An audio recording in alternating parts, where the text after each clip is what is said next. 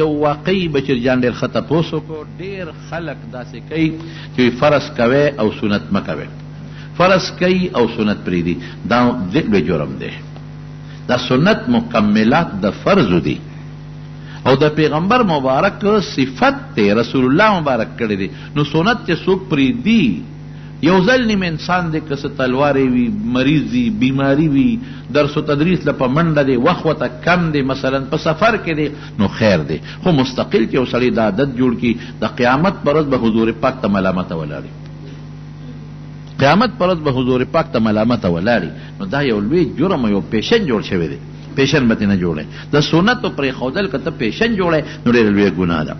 وعلیکم السلام. دا ملګری وایي چې یو کس ویتر پرېښودو په ده وجه چې زه به تهجد وخت کې کوم، تهجد وخت کې راپانسېد و نه پاتې شو، اوس دی څه وکړي؟ دی سهار لمونځ نه مخکې د اول ویتر وکړي، بیا د سهار لمونځ وکړي. سهار چې راپاڅېدو اول د ویتر وکړي قضایي. السلام علیکم.